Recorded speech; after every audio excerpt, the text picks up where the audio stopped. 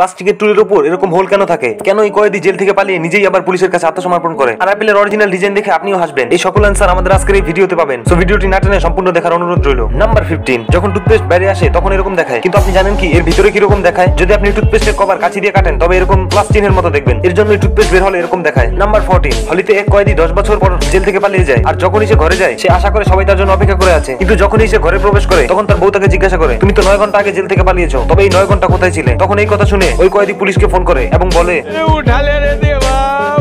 Number 13, একবার একটি movie shoot করতে 31,000 লিটার কোকা কোলা লেগেছিল। কিন্তু কেন? No time to time. মুভিটি শুট করতে গিয়ে একটি রোডকে পিচ্ছিল করতে কোকা কোলার দরকার ছিল, কিন্তু ডিরেক্টরও বুঝতে পারেনি যে একটি রোডকে পিচ্ছিল করতে এত কোকা কোলা লাগতে পারে। আর শুধু এই ছোট্ট শুটটি করার জন্য 45 লক্ষ টাকা লেগেছিল। নাম্বার 12, এটি সিংহ সম্পর্কে একটি অ্যামেজিং ফ্যাক্ট। সিংহ পুরোপুরি পেট ভরে খাওয়ার পরে একটানা 24 ঘন্টা ঘুমিয়ে কাটিয়ে দিতে পারে, এবং এটি 2 দিন কিছু না খেয়ে কাটিয়ে দিতে পারে। নাম্বার 11, অনেক সময় আপনাদের স্প্যাম কল আসে এবং স্প্যামার বারবার কল দিয়ে ডিস্টার্ব করতেই থাকে। এই জন্য আপনি যখন স্প্যামার কল করে আপনার নাম জিজ্ঞাসা করবে তখন আপনি বলবেন এটা আমার নাম না, বরং এটা রং নাম্বার। এটা হতে পারে সে আপনার নাম লিস্ট থেকে কেটে দিবে এবং এরপর আপনাকে আর কল করবে না, কারণ ও ভেবে নিবে যে ওর কাছে যে ইনফরমেশন আছে তা পুরোটাই মিথ্যে। এটি খুবই চমৎকার একটি ট্রিক যা 80% ক্ষেত্রেই কাজে লাগে। নাম্বার 10, এটা দেখেন, প্রথম আইফোনের লোগো এরকম একটা আপেলের মতো ছিল, কিন্তু কেউ বলেছিল এটি দেখতে খুব হাস্যকর লাগছে, ঠিক যেমনটা বাচ্চাদের খেলনার মতো হয়। এরপর ডিজাইন চেঞ্জ করা হয়, তা না হলে লোগো সেরকমই থেকে যেত, কারণ এরপর অ্যাপলের লোগো আর কখনো পরিবর্তন করা হয়নি। নাম্বার 9, আপনারা এই জাহাজটিকে দেখুন, দেখে মনে হচ্ছে যে জাহাজটি ডুবে যাচ্ছে, কিন্তু বাস্তবে জাহাজটির ডিজাইনই এমন ভাবে করা হয়েছে। এমন আশ্চর্যজনক ডিজাইন করা সত্ত্বেও অনেক দ্রুত গতিতে চললেও এর কোনো ক্ষতি হয় না। শুধু এটাই নয়, বরং কোম্পানি আরো আলাদা আলাদা ডিজাইনের জাহাজ বানিয়েছে। যেমন এটা দেখুন, এটা দেখে মনে হচ্ছে পানির উপর জিপ গাড়ি চলছে, কিন্তু এমনটা নয়, বরং এর ডিজাইন এরকম। নাম্বার 8, আপনারা তো লক্ষ্য করে থাকবেন কোটিপতিদের শখ পেইন্টিং এ থাকে, কিন্তু এটা শখ নয়, বরং এটি ট্যাক্স বাঁচানোর ট্রিক। ভাবুন, আপনি বিলিয়ন টাকা ইনকাম করেন, তো আপনার ট্যাক্স মিলিয়ন দিতে হবে, কিন্তু আপনি যদি 10 মিলিয়ন অথবা এর বেশি দামি পেইন্টিং নেন তবে তা পেইন্টিং এর রূপে সেভ হয়ে যাবে, কারণ আপনার নেটওয়ার্কে 10 মিলিয়ন টাকা পেইন্টিং এ রয়ে যায়, যার ফলে আপনার নেটওয়ার্কে কম ট্যাক্স দিতে হয়, আর এটাই ট্যাক্স বাঁচানোর ট্রিক। নাম্বার 7, এটি একটি আজব ফ্যাক্ট। ফিলিপাইনে যদি কেউ 10টি গাছ না লাগায় তবে তার গ্রাজুয়েশন অসম্পূর্ণ থেকে যায়, অর্থাৎ আপনার যে কোনো ডিগ্রি নেওয়ার জন্য 10টি গাছ রোপণের প্রমাণ দেখাতে হবে, এবং প্রতি বছর সেখানে লক্ষ লক্ষ ছাত্রছাত্রী গ্রাজুয়েশন কমপ্লিট করে। তাহলে ভেবে দেখুন কত কোটি কোটি গাছ সেখানে রোপণ করা হয়। নাম্বার 6, চায়নায় বসবাসকারী এই ছেলেটি তার কুকুরের জন্মদিনে 18 লাখ টাকা খরচ করেছিল। তার কুকুরের বয়স আনুমানিক 10 বছর ছিল, এবং কুকুরটি স্ট্রোক করা এটাই তার শেষ জন্মদিন ছিল। তাই ছেলেটি ভেবেছিল দ্বিতীয়বার আর এর জন্মদিন পালন করা হবে না, তাই সে আকাশে কেক বানায় এবং এত দামি ভাবে জন্মদিন পালন করেছিল যে তা লাখ লাখ মানুষ দেখেছিল। নাম্বার 5, আপনারা তো হিরোশিমা নাগাসাকির পারমাণবিক বোমা বিস্ফোরণের কথা শুনে থাকেন, কিন্তু বোমাটি নাগাসাকির উপর ফেলানোর উদ্দেশ্য ছিল না, বরং আমেরিকা জাপানকে শান্ত করতে চেয়েছিল। তাই তারা বোমাটিকে কোকোরা শহরে ফেলতে চেয়েছিল, যেখানে খুব কম লোক বাস করে, কিন্তু আকাশে মেঘ থাকার কারণে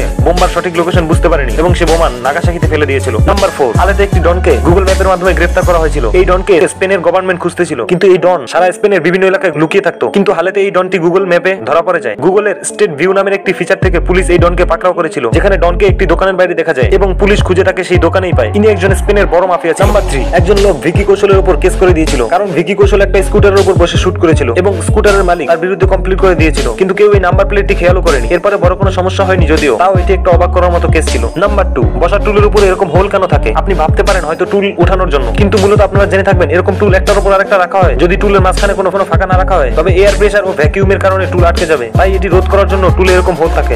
নাম্বার 1, আপনি যদি কোনো জনসভায় এরকম আটকে যান তবে বের হওয়ার জন্য সিম্পলি আপনাকে বমি করার অভিনয় করতে হবে। এটি দেখলে লোকজন আপনাকে বের হওয়ার জায়গা করে